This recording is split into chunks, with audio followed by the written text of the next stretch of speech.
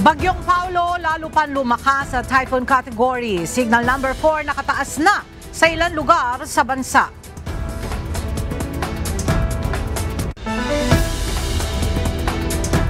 Epekto ng Bagyong Paulo ramdam na sa ilang lugar sa Northern Luzon. Rescue teams naka-alerto na.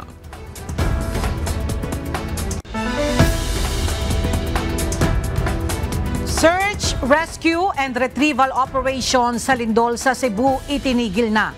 Mga otoridad magfo-focus na sa recovery at rehabilitation efforts.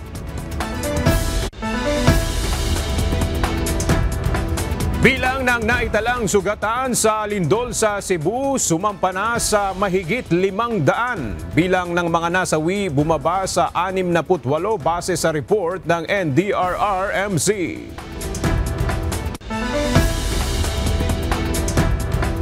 At kwento ng tatay na nag-donate ng 19 pesos para sa mga biktima ng lindol sa Cebu, hinangaan.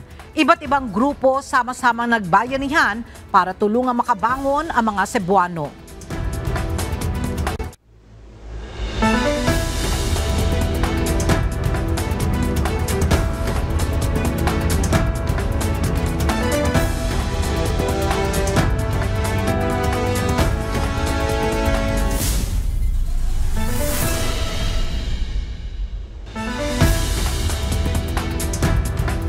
Magandang tanghali mga kasangbahay. Ngayon po ay araw ng Biyernes, October 3, 2025.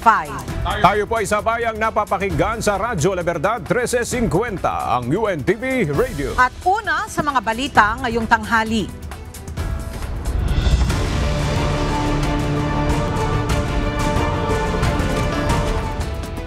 Sumampa na sa mahigit 500 ang bilang ng naitalang sugatan kasunod ng magnitude 6.9 na lindol na tumama sa Cebu.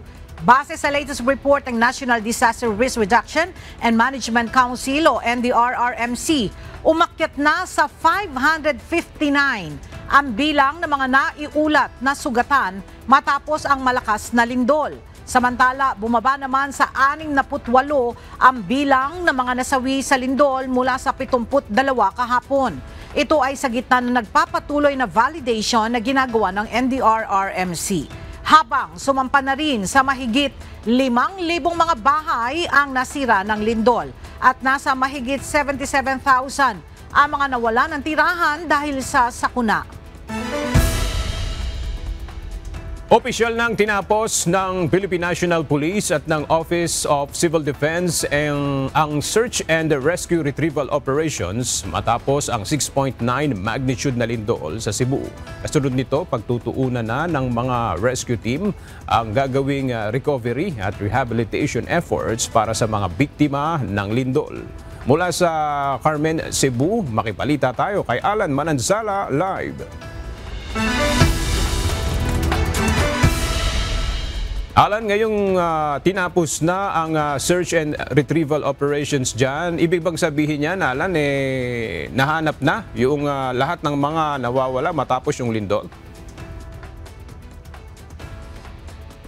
Magandang tanghali. Tama ka saan, Aga, na ayon na rin at base na rin sa kumpirmasyon na ibinigay ng Philippine National Police, gayon din ng Office of Civil Defense, ay nahanap na ang mga nawawalang naging biktima ng lindol dito sa probinsya ng Cebu.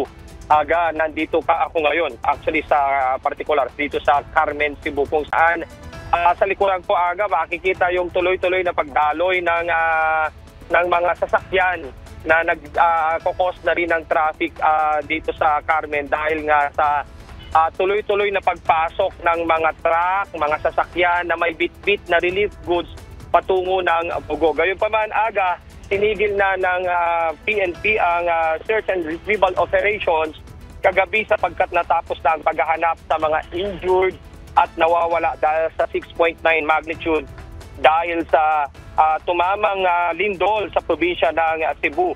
Dahil tapos na ang SRR, ay patuloy ang pagpapalakas sa relief operation at relief works. Tiniyak ng PNP sa publiko na mananatiling naka-full alert sila sa mga apektadong lugar. Patuloy silang makikipagtulungan sa lokal na pamahalaan, Aga, at iba pang ahensya ng gobyerno upang pabilisin ang rehabilitasyon maibalik sa normal ang kalagayan at masiguro ang kaligtasan at seguridad ng mga komunidad at tinamaan ng lindol. At mamaya aga ay patuloy nating babaybayin ang Bogo City, gayon din ang ilan pang karatig bayan, kabilang na dyan ang Daang Bantayan at saka San Remigio, para tingnan natin aktual kung ano ang sitwasyon doon at kalagayan ngayon ng ating mga kababayan. Gayon din itong mga napapabalitang mga residente pansamantalang tumutuloy sa mga tents, gayon din sa mga nananatili sa mga kalsada dahil nga sa takot na rin na manatili sa kanilang mga tahanan dahil pa rin ito sa panganib na dinulot ng lindol. Aga. Maraming salamat, Alan Mananzala. Puhos ang tulong at mga donasyon para sa mga pamilya at residenteng apektado ng lindol sa probinsya ng Cebu. Sa kabila nito, may ilang bayan pa rin ang hindi pa naaabot ng tulong dahil sa iba't ibang hamon na dulot ng lindol. Samantala, hindi bababa sa 1,000 empleyado ng Micro, Small and Medium Enterprises o MSMEs ang tatanggap ng emergency assistance habang hindi pa nakababalik sa trabaho dahil sa epekto ng lindol sa kanilang hanap buhay. Narito ang report ni Gladys Toabi.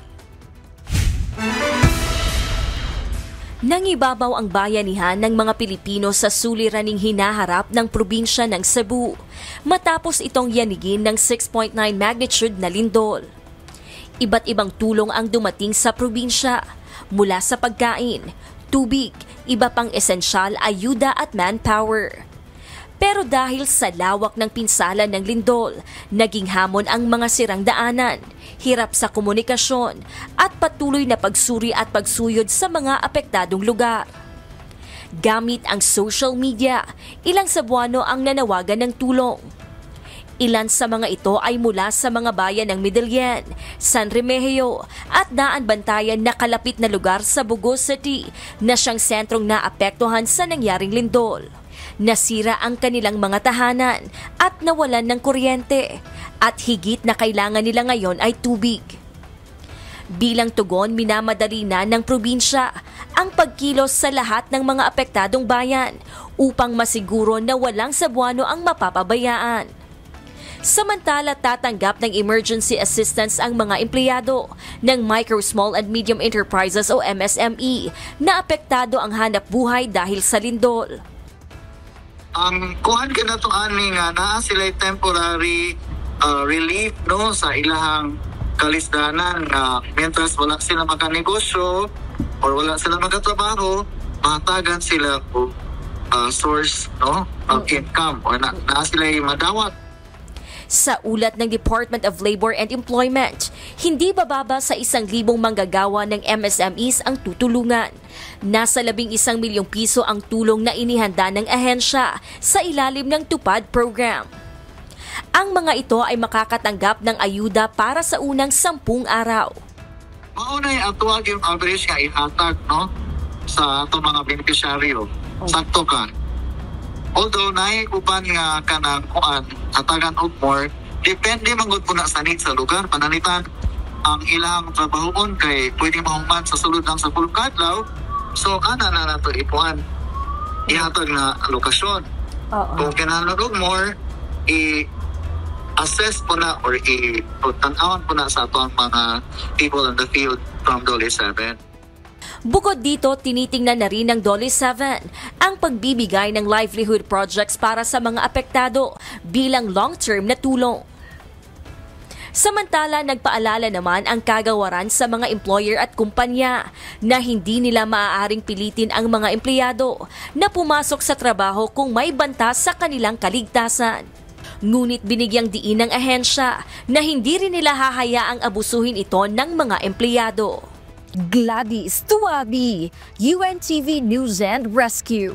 Diyos ang aming sandigan, serbisyo publiko ang aming pinahahalagahan.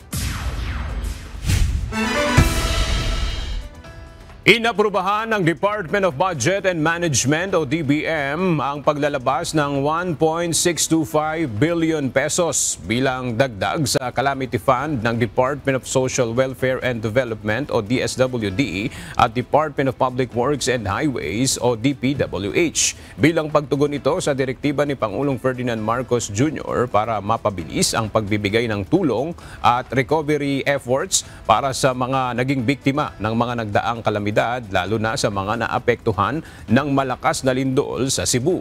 625 million pesos ang mapupunta sa DSWD na nakalaan sa prepositioning ng relief resources ng ahensya at emergency cash transfer sa disaster-affected families na nasa mga lugar na idineklara ang state of calamity. 1 billion pesos naman ay mapupunta sa DPWH para sa kanilang Quick Response Fund o QRF. Nag-anunsyo ang Social Security System o SSS na maaari na mag-apply ng calamity loan ang mga miyembrong apektado ng 6.9 magnitude na lindol sa Cebu simula October 2 matapos ideklara ang state of calamity sa buong lalawigan. Ayon kay SSS President at CEO Robert Joseph Montes de Claro, hanggang 20,000 pesos ang maaaring hiramin ng miyembro sa mas mababang 7% na interes kada taon na idedeposito direkta sa kanilang disbursement account. Kasama rin sa maaaring makapag-avail ng programa ang mga apektado ng mga nagdaang bagyo tulad ng Mirasol, Nando at Opong at ng habagat na nagdulot ng pinsala sa iba't ibang bahagi ng bansa. Kabilang sa mga kwalipikado ay ang mga miyembrong nakatira sa mga lugar na isinailalim sa state of calamity sa Cebu, Ilocos Norte, Cagayan, Oriental Mindoro, Romblon, Masbate, Aklan at Maguindanao del Sur. Sinabi ni De Claro na pinaikli na ang proseso ng aplikasyon para mas mabilis na maibigay ang tulong pinansyal at hinimok ang mga miyembro na gumamit ng kanilang My.SSS account upang magsumite ng aplikasyon online.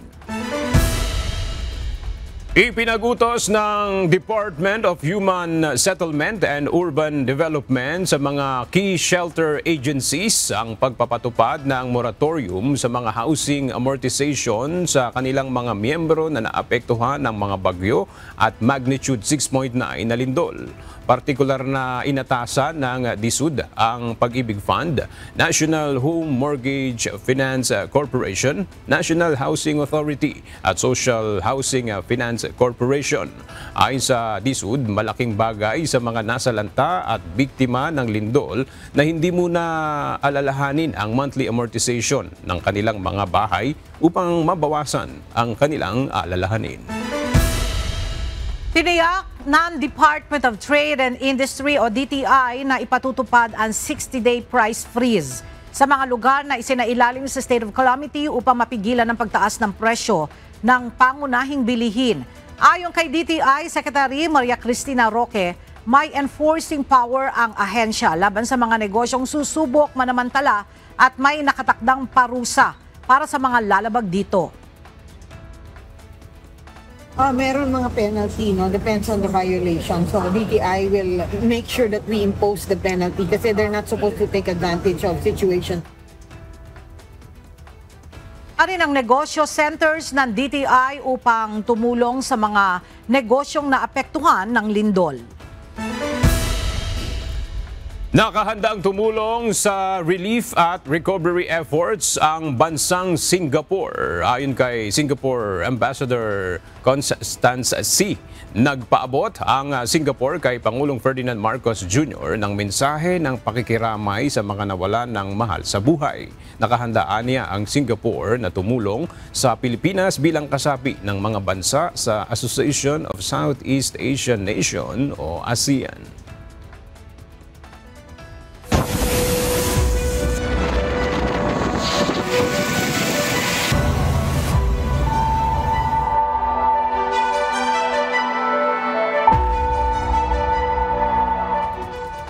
Nagpakalat na ng mga rescue team sa iba't ibang lugar sa Isabela ang Provincial Disaster Risk Reduction and Management Office, lalo na sa mga lugar na madalas bahain.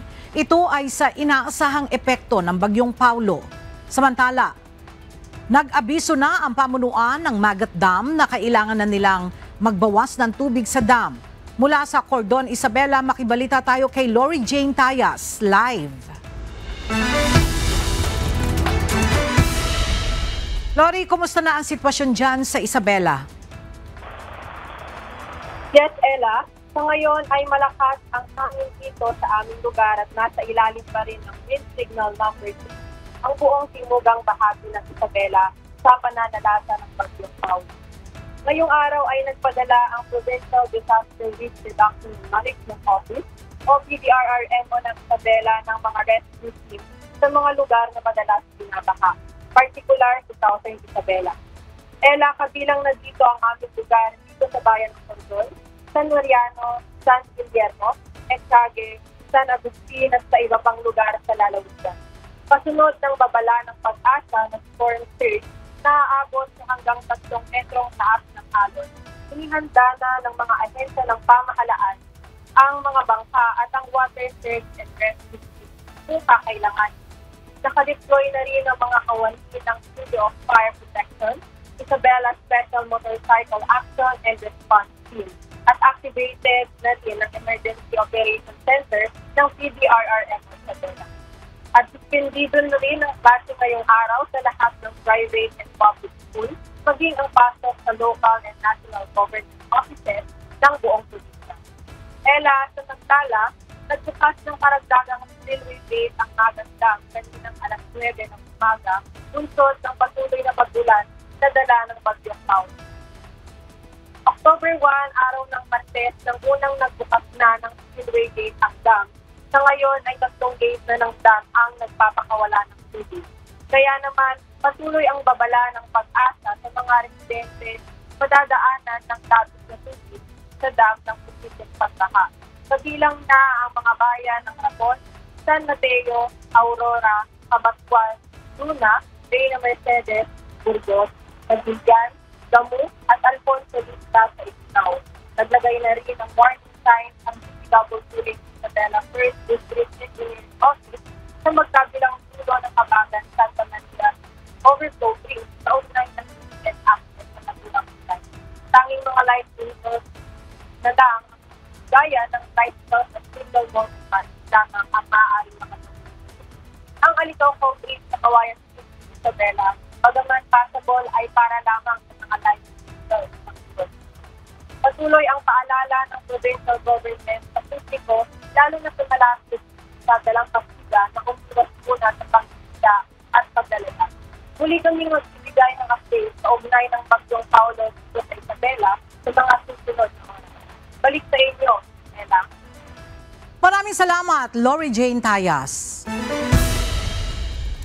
Naglabas ng storm surge warning ngayong umaga ang Pag-asa na posibleng maranasan sa ilang mga lugar dahil sa Bagyong Paulo. Base sa 8 a.m. advisory ng Pag-asa ngayong October 3, posibleng maobserbahan ang moderate to high risk ng storm surge sa loob ng susunod na 24 na oras. Kabilang na rito ang mga baybayin sa Aurora, Cagayan, Ilocos Norte, Ilocos Sur, Isabela, La Union, Pangasinan, Quezon at Zambales. Pinampayuhan ng lahat na iwasan muna ang magtungo sa mga baybayin o beach sa mga nabanggit na lugar at kansilahin muna ang anumang marine activities. Kanselado ngayon ang ilang domestic flights bunsod ng masamang lagay ng panahon na dala ng Bagyong Paulo. Base sa abiso ng Civil Aviation Authority of the Philippines, kabilang sa mga kanselado ngayong araw ang 8 biyahe ng Cebu Pacific, pati na ang 8 flights ng Philippine Airlines. Kasama rito ang balikang biyahe ng Manila to Tuguegarao at Tuguegarao to Manila. Gayon din ang Manila to Kawayan at Kawayan to Manila at Manila to Lawag at Lawag to Manila. Pinapayuhan ng mga apektadong pasahero na makipag-ugnayan sa mga airline company para sa rebooking o refund ng kanilang mga flight. Lalo pang lumakas ang bagyong Paulo na ngayon ay nasa typhoon category na. Ayon sa Pag-asa, sa ngayon ay nakataas na ang wind signal number 4 sa ilang mga lugar sa bansa dahil sa bagyo. At para sa update, narito si Pag-asa Assistant Weather Services Chief Chris Perez. Narito ang latest update natin hinggil nga sa typhoon na si Paulo. So makikita po natin sa ating radar image base po sa ating Baler Doppler Radar Station na ang tinatayang sentro ng bagyong si Paulo ay naglandfall na nga kaninang alas 9 ng umaga dito sa may bandang Dinapigue, Isabela. At makikita rin po natin yung makapal na kaulapan na dala nitong bagyong si Paulo ay tumatama na nga sa nakararaming bahagi po ng Northern Central Luzon at ilang bahagi ng Southern Luzon area. Sa ating latest satellite imagery, mas makikita natin yung malawak na kaulapan na dala ng typhoon na si Paulo na kaninang alas 10 ay tinatayang nasa may bandang San Guillermo, Isabela na yung tinatayang sentro nito. Lakas ng hangin umaabot hanggang 130 km/h malapit sa gitna at ang pagbugso naman naabot hanggang 215 km/h. Ito ay kumikilo sa direksyong west-northwest naman sa bilis na 25 km/h.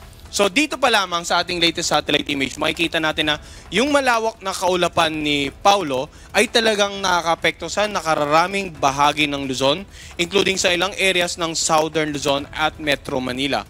Pero yung mga lugar na may wind signal, babanggitin natin ngayon, makikita po natin na may mga ilang lugar dito sa Southern Luzon na wala pong nakataas na wind signal. Subalit, sa mga oras nito ay posibleng ang nakakaranas ng mga light to moderate or paminsan-minsan heavy na mga pag-ulan.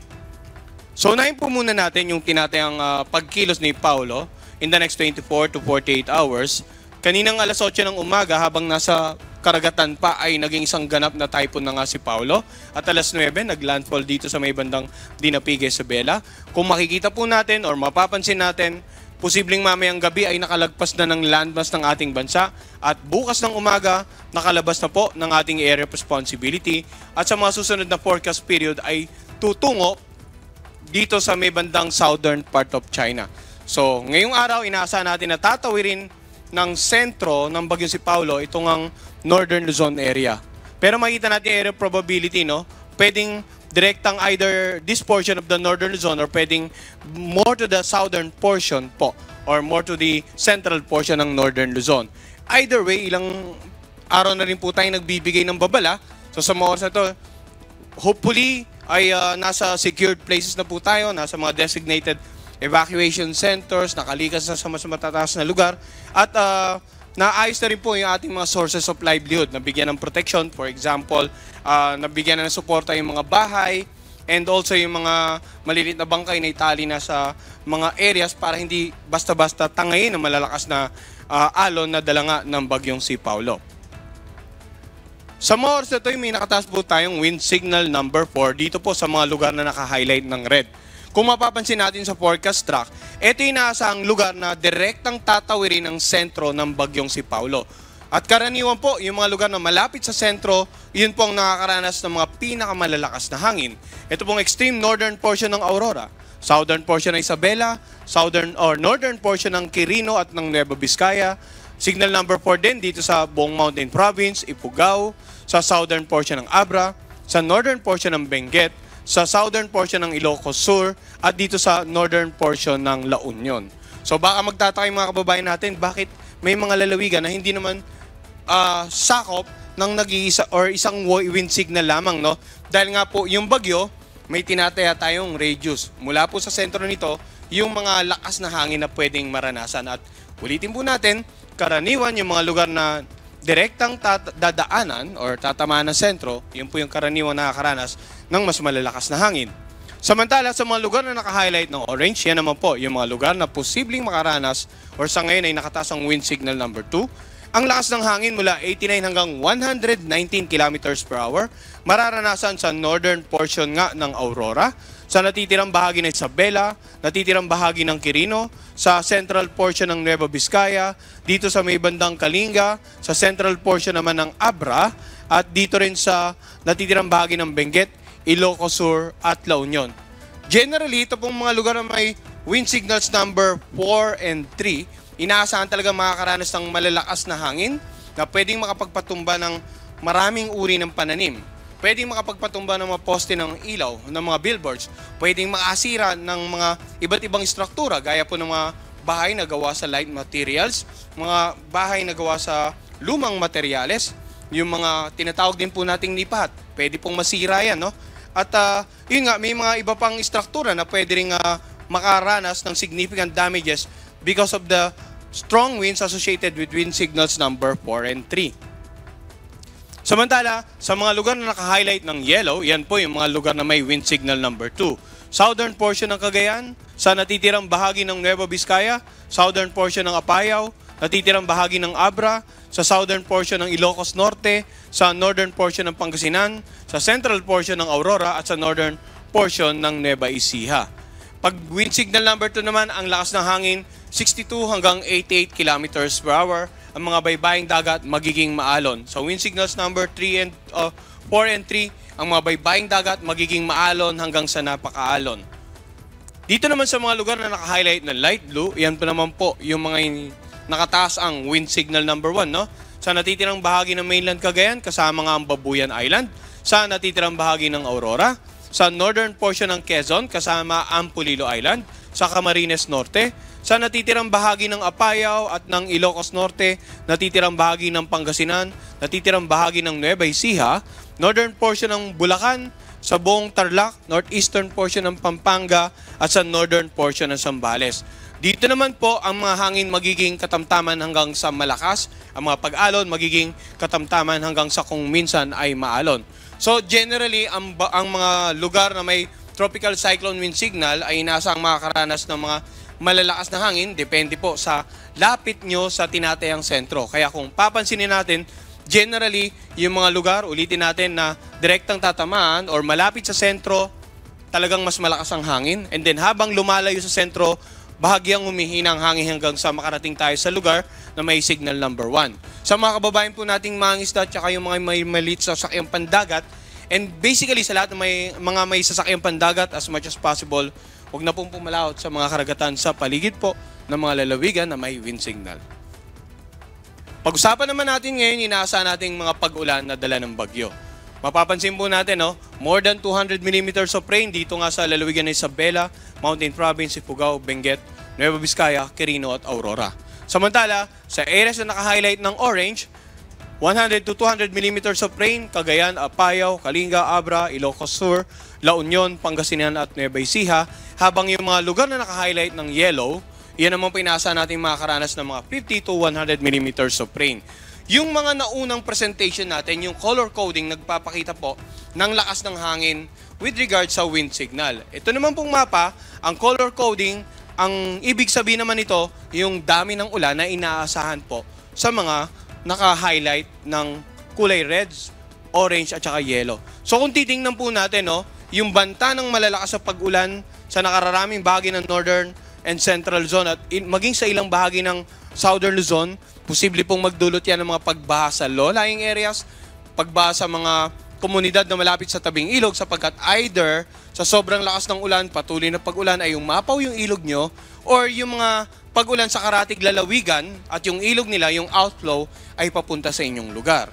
Samantala, pagguho ng lupa sa mga lugar naman po na malapit sa paanan ng bundok, mga komunidad, maging alerto. Lalong-lalo po kung ilang araw nang umuulan dyan, maaring malambot na yung bahaging kalupaan at madagdagan lang ng konting pag-ulan ay posible na pong maging sanhi ng biglang pagguho ng lupa.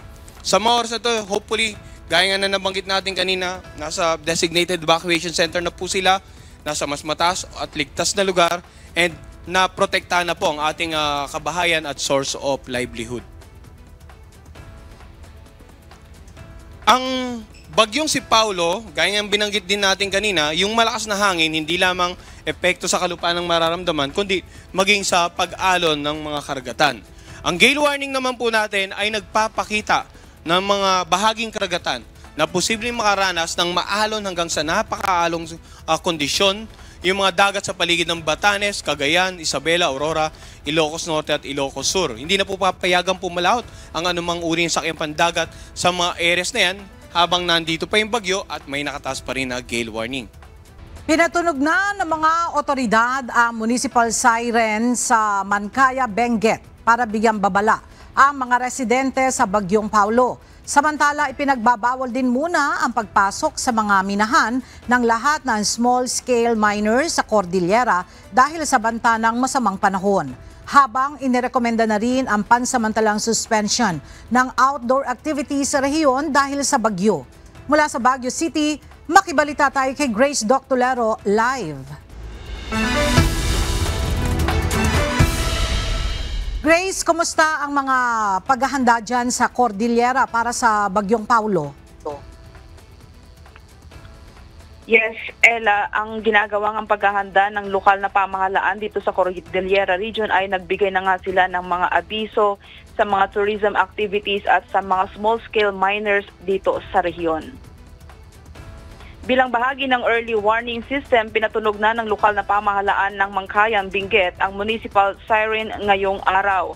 Ayon sa Pag-asa, nakataas na ang tropical cyclone wind signal number 4 sa lugar na bunsod ng patuloy na paglalakas at paglapit ng Bagyong Paulo. Dahil dito, pinapayuhan ang mga residente na maghanda sa posibleng malalakas na hangin, pagbaha at pagguho ng lupa. Hinimok din ng mga otoridad ang publiko na manatiling nakatutok sa mga opisyal na anunsyo ng Pag-asa at ng lokal na pamahalaan para sa kanilang kaligtasan. Dahil naman sa patuloy na masamang panahon na dulot ng Tropical Depression Paulo, mahigpit na ipinagbabawal sa lahat ng small-scale miners ang pagpasok sa kanilang mga mining adits at kubol sa mga bundok. Naglabas ng advisory ang mga otoridad na agarang lumikas ang mga minero at pumunta sa mas ligtas na lugar upang maiwasan ang anumang trahedya. Ipinapaalala na sa panahong ito lalo pang tumaas ang peligro ng landslide, flash floods at iba pang hazards na maaaring magresulta sa malulubhang aksidente o kamatayan. Kasabay nito, nanawagan din ang mga lokal na pamahalaan na siguraduhin ang agarang pagpapalaganap ng babala at mahigpit na pagtalima ng mga minero sa nasabing advisory. Samantala, pinapayo ng Department of Tourism Cordillera ang temporary suspension ng mga outdoor tourism activities tulad ng mountain climbing, caving at white water rafting sa mga lugar na delikado sa malakas na pag-ulan at flash flood. Ang mga mountainous at elevated areas sa Cordillera ang pinakamataas ang banta, kaya lalo na dito dapat maging maingat ang mga LGU at mga tourism operators. Ipinapaalala rin ng Department of Tourism ang epekto ng bagyo ay maaaring lalo pang lumala sa ilang lugar dahil sa nararanasang malakas na mga pag-ulan. Ang mga local government units ay hinikayat na siguraduhin ang kaligtasan ng publiko sa pamamagitan ng agarang pagpapalaganap ng advisory. Ella, sa kanilang panawagan, nanawagan ng Department of Tourism sa lahat ng publiko na maging alerto, manatili at sa ligtas na lugar at i-avoid ang mga delikadong lugar. Yan muna ang balita. Balik sa iyo, Ella. Maraming salamat, Grace Doctolero.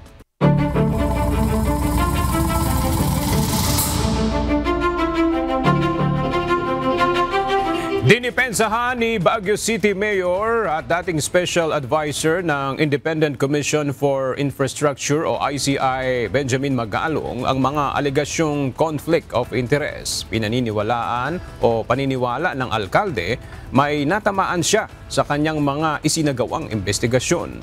Ang detalye sa report ni Ivan Alvarez.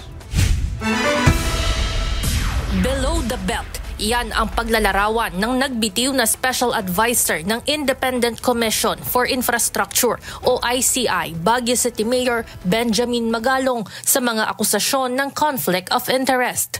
Kaugnay ito ng kanyang pagsasagawa ng mga investigasyon habang mayroong questionableng tennis court project ang kumpanya ng mga diskaya sa kanyang lungsod na pinamumunuan. And then suddenly, here comes a below the belt naman na accusation. Na ay dahil merong project si Diskaya doon at maanumalyang tennis court. Ay, sobra na yan. Yun na hindi ko matake. Diba? Parang pinapalabas mo pa na korap ako. Ay, yan na. Mag-aaway na tayo dyan. Una namang nilinaw ng Malacanang noong Biyernes, September 26, ang papel ni Mayor Magalong sa komisyon. Kaparehong araw nang nag-resign ito sa pwesto. So liliwanagin po natin, ang pagtalaga po sa kanya ng Pangulo ay bilang Special Advisor at hindi po lead investigator. Di naman po niya kinakailangan na ubusin ng oras sa ICI dahil hindi po siya miyembro ng ICI. At ang tungkol naman po sa tennis court na di umano ay maanomalya, kung may issue po tungkol sa conflict of interest at paglabag sa konstitusyon dahil nagdadalawampung trabaho siya, ang sabi po ng Pangulo ay ipapaaral na ito sa legal team. Pagdedepensa ni Mayor Magalong, alam niya ang tungkulin niya sa ICI, ngunit hindi niya tama na idawit ang questionableng proyekto sa kanyang papel bilang special advisor. Pero yung pagkatapos mong banggitin lahat yan, tapos bigla mong palalabasin na maanumalyang tennis court, I think below the belt. That's nothing to do with the... Kaya mararamdaman mo talaga na maanumalya rin yung paggandak doon na yan. Sa tingin ko, maanumalya rin yung paggandak mo ng press con na yan. And probably she's taking orders from someone else na hindi ko alam. Paniniwala nito, may natamaan siya sa kanyang mga isinagawang investigasyon, ngunit hindi na nagdetalye pa ang alkalde. So nonetheless, I think I struck a nerve. I don't like to, expound further. Basta I believe I struck a nerve or several nerves na they panic at kaya ganun ngayon nangyari. Pagtataka rin ni Mayor Magalong, noon namang anyang nasa ICI pa siya, ay wala naman silang nararamdamang mga impluwensya sa labas ng komisyon. Kaya't palaisipan para dito kung bakit pinipigilan siya na magsagawa ng mga investigasyon. The mere fact na sinabi, you're not an investigator, you're just a legal advisor. So, ibig sabihin, simple lang yun. Huwag ka na mag-imbestiga. Yun ang message doon eh. O, ano pang purpose ko? Bakit ako nandun? Di dapat mag-resign na lang ako. Ayon kay Mayor Magalong, wala na ring instruction sa kanya si President Ferdinand Marcos Jr. matapos niyang magbitiw sa kanyang pwesto sa ICI. Evan Alvarez, UNTV News and Rescue.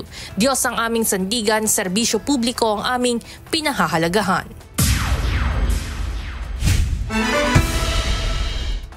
Formal nang hiniling ng Mayors for Good Governance kay House Speaker Faustino Boji D. III na ma-access ang National Expenditure Program o NEP, ang General Appropriations Act o GAA para sa taon 2023 hanggang 2025. Nakasaad din sa kanilang sulat ang paghingi ng pahintulot na makita ang mga talaan sa mga partikular na line item kabilang ang mga alokasyon para sa infrastruktura, serbisyong panlipunan at iba pa mga proyekto, gayon din kung sino ang nagbungkahi ng mga ito.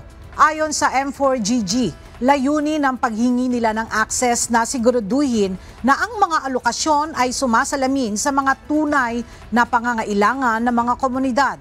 Gayon din upang itaguyod ang tiwala ng publiko sa ating mga institusyon. Kabilang sa mga pumirma sa request, sina Baguio City Mayor Benjamin Magalong, Pasig City Mayor Vico Soto, Quezon City Mayor Joy Belmonte at Isabela City Mayor City Hataman. Formal nang inirefer ng Department of Public Works and Highways sa Philippine Competition Commission ang dalawang bid manipulation at bid rigging cases na kinasasangkutan ng 5 construction company at ilang empleyado at opisyal ng DPWH First District Engineering Office. Samantala, sa ginawa namang kasunduan sa pagitan ng DPWH at Professional Regulation Commission o PRC, kasama sa isinumite ang rekomendasyon na matanggalan ng lisensya ang nasa 20 profesional na sangkot umano sa maanumalyang proyekto. Mula sa Quezon City, ang detalye ihahatid ni Benedict Samson live. Benedict, ano-anong mga construction company ang isinasangkot sa manipulasyon at sino-sino naman yung mga professional ang pinatatanggalan ng lisensya? Magandang tanghaling aga, personal ngang inihain ni Public Works and Highways Secretary Vince Dizon sa Philippine Competition Commission o PCC itong ang dalawang reklamo na kanilang inire-refer laban dito sa 5 construction company na sangkot sa maanumalyang flood control project.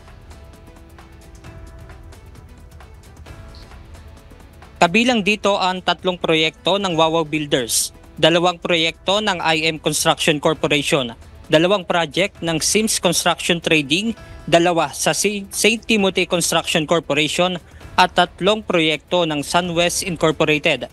Kasama rin sa isinasangkot ang ilang opisyal at empleyado ng DPWH Bulacan 1st District Engineering Office at DPWH Regional Office 4B dahil sa anomalya sa flood control project sa Bulacan at Oriental Mindoro.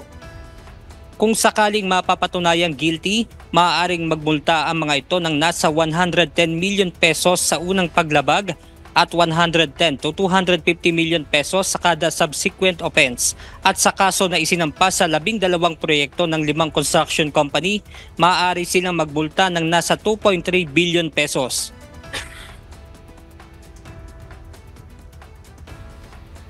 Aparte dun sa pananagot nila, na eventually ang inihintay nating lahat, ang inihintay ng buong Pilipinas is makulong itong mga taong to.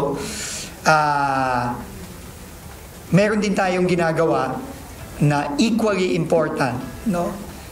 Kailangan maibalik natin ang pera ng mga kababayan natin. Samantala, kanina ay lumagda sa isang Memorandum of Agreement ang DPWH at Professional Regulation Commission o PRC. Kaugnay nito, kasama rin sa kasunduan ang pagsusumite ng rekomendasyon na matanggalan ng lisensya ang nasa 20 engineers na sangkot sa anomalya. Para hindi lang mapanagot yung mga na-involved dito sa mga anomalya, kundi para din strengthen yung pagtutulungan ng DPWH at ng PRC para mapigilan na natin na maulit pa ulit ito sa mga susunod na taon. Ayon naman kay PRC Chairperson Charito Zamora, tiniyak nila na magiging mabilis ang aksyon na kanilang gagawin laban sa 20 profesional gaya nila dating DPWH Bulacan 1st District Engineer Henry Alcantara, dating Assistant District Engineer Bryce Hernandez, Engineer Paul Jason Duya at Engineer na si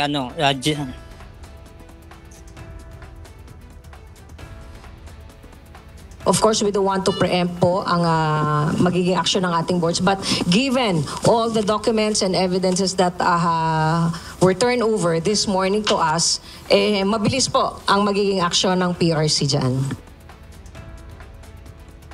Aga, ayon pa nga kay Secretary Dizon at sakaling umakto na bilang ICI Special Advisor si dating PNP Chief Rodolfo Azurin, ay mag-iikot sila sa iba pang mga flood control project sa bansa. At yan muna ang ating update mula rito sa Quezon City. Balik sa inyo dyan, Aga. Maraming salamat, Benedict Samson.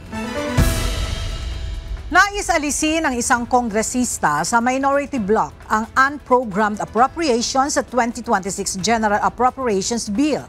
Ayon kay House Deputy Minority Leader at Akbayan Representative Percy Sendanya, 70% dito ay nakalaan pa rin sa infrastructure projects. Mula sa House of Representatives, narito ang report ni Rosalie Coz live.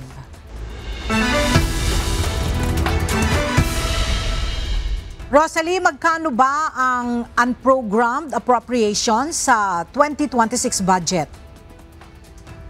Ela, 249.9 billion pesos ang unprogrammed appropriations sa 6.79 trillion pesos na 2026 na panukalang pambansang pondo sa susunod na taon.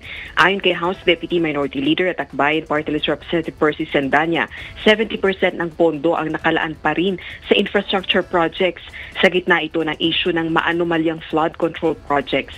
Dagdag pa nito, suporta sa foreign assisted projects at pagpapaigting ng assistance para sa government infrastructure and social programs ang may pinakamalaking alokasyon sa unprogrammed appropriations. Mas dapat anyang paglaanan ng sektor ng kalusugan, pero lamang pa o mas mataas ng 3 billion pesos ang unprogrammed appropriations kumpara sa Department of Health, gayon din sa sektor ng edukasyon. Panawagan nito ang pagpasa ng pambansang budget na zero allocation ang unprogrammed appropriations. Ito ay hanggat matiyak na immune mula sa katiwalian ang mga institusyon. Natapos na kahapon ang sponsorships at plenary debates ng Kamara para sa proposed 6.3 trillion pesos 2026 national budget. Balik sa iyo, Ella. Maraming salamat, Rosalie Coz.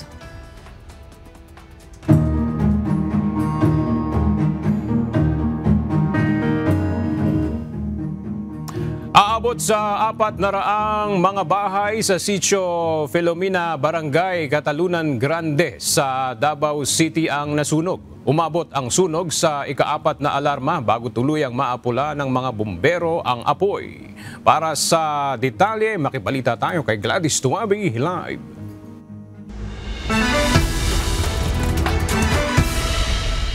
Gladys, ano ang dahilan ng sunog dyan sa Davao City? Aga sa ngayon ay inaalam pa ang halaga ng pinsala at sanhi ng sunog na sumiklab kahapon dito sa Barangay 21-C Piapi Boulevard, Davao City. Sa inisyal na ulat ng City Social Welfare and Development Office, tinatayang nasa 800 pamilya at individual ang naapektuhan ng sunog. Pansamantalang nanunuluyan ang mga apektadong residente sa mga nakaset up na tents sa 2 temporary evacuation centers.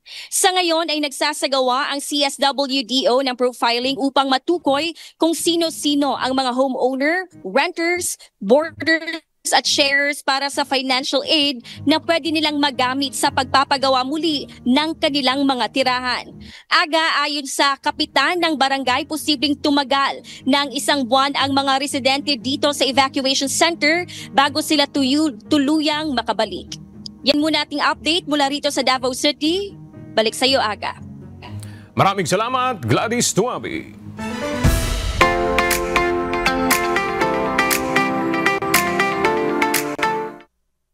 Dumagsa ang iba't ibang tulong sa Cebu kasunod ng malakas na lindol na tumama doon noong Martes. Mula sa mga lokal na pamahalaan hanggang sa mga pribadong grupo, maraming Pilipino ang nagbayanihan para makatulong sa mga apektado ng pagyanig. Narito ang report ni Grace Casin.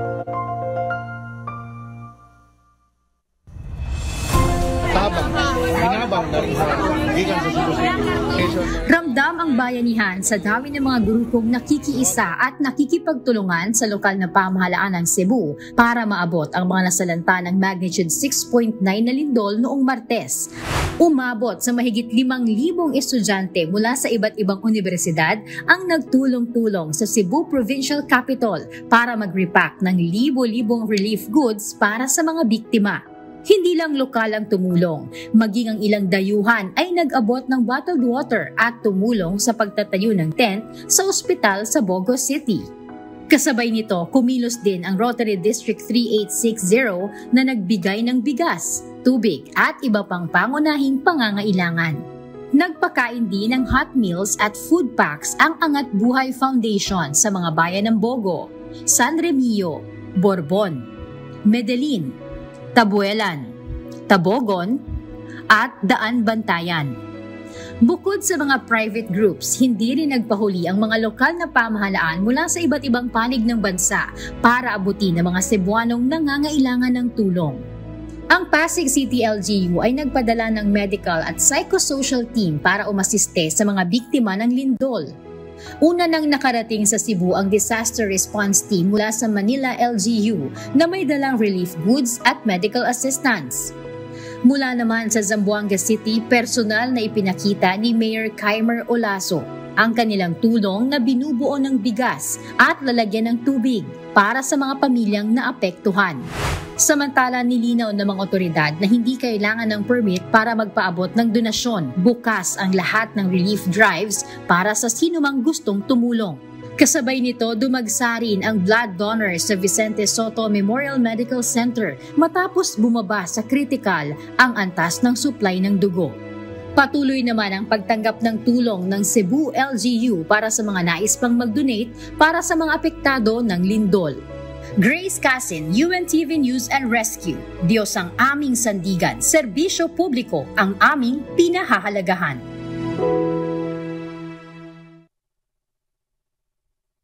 Kahanga-hanga ang kwento ng isang tatay na ipinost sa social media ng isang volunteer mula sa Rotary District 3860. Kwento ng uploader na si Genevieve Caminero, nag-organize sila ng isang donation drive para sa mga kababayan natin na naapektuhan ng lindol sa Cebu. Labis anya na naantig ang kanilang damdamin at hindi maiwasan na maluha nang lumapit sa kanila.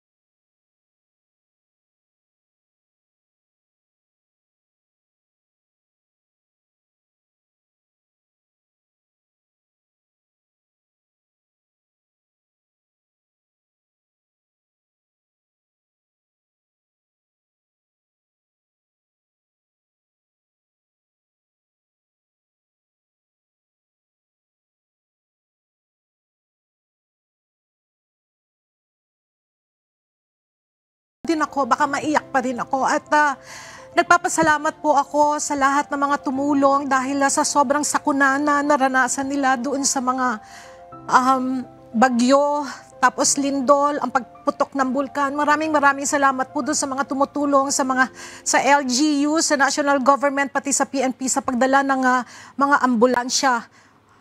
Okay, Aga.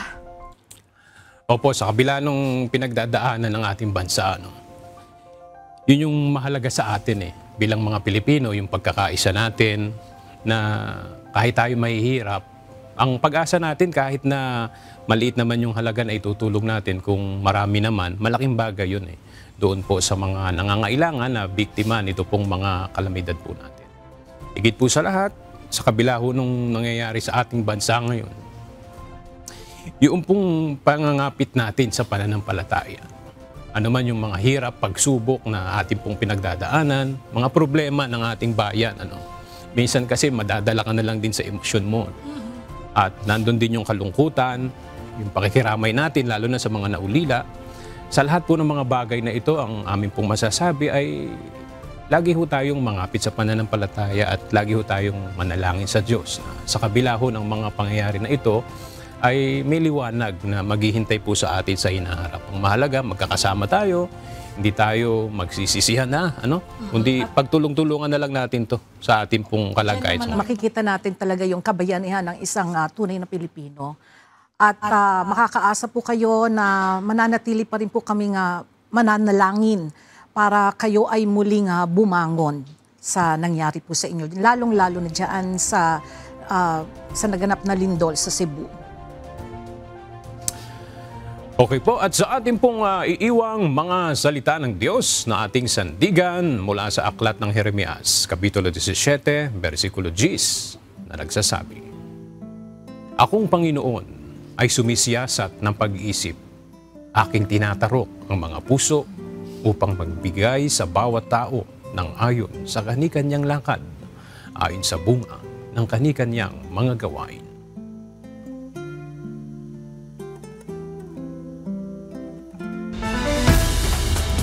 At yan ang mga balitang aming tinutukan at inaksyonan dahil sa aming pagbabalita, una ang pagkalinga sa kapwa. UNTV C News, may balita saan mang panig ng daigdig. At dito sa UNTV, Diyos ang aming sandigan, serbisyo publiko ang aming pinahahalagahan. Magandang tanghali.